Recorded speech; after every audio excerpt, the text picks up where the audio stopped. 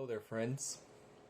Today we're going to be solving a problem from Linear Algebra Done Right by Sheldon Axler. This will be problem 1 from section 1b that goes as follows.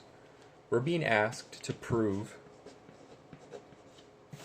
should let this dry off, that minus negative v is equal to v for every v element of v.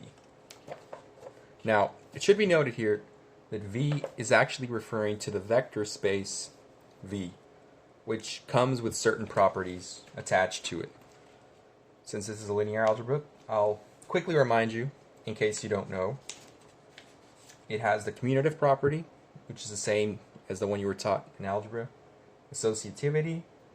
We have the the additive identity, which means v of 0 is v, the additive identity here being 0, though it could be a different element depending on what kind of vector space you're doing. There's the additive inverse, which says that there's always some value such that it plus itself is 0, the multiplicative identity, and the distributive properties. For this problem, we only really need to know the additive inverse, which is what I showed you before, that there's always some value plus itself, which equals 0, usually some negative version. So since we have this value here, negative of negative minus v, we can say that for minus v plus negative of negative v is equal to 0. So that's the truth.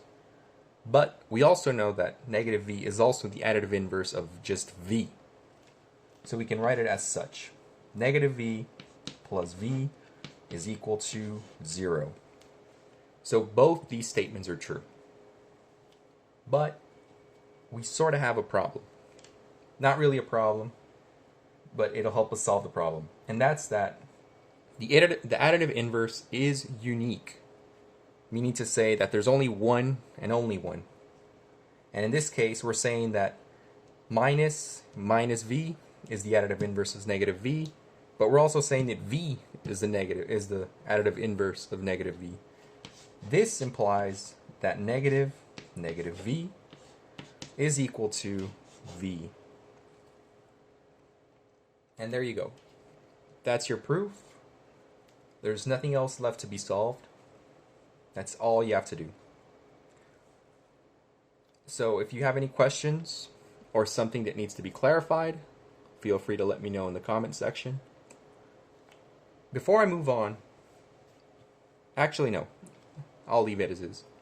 If you have any other questions, or if you have any other problems you'd like me to solve, say from a different textbook, homework, worksheet, exam, or something you're curious about, feel free to let me know in the comment section as well. Thank you for watching, and I hope you have a nice day.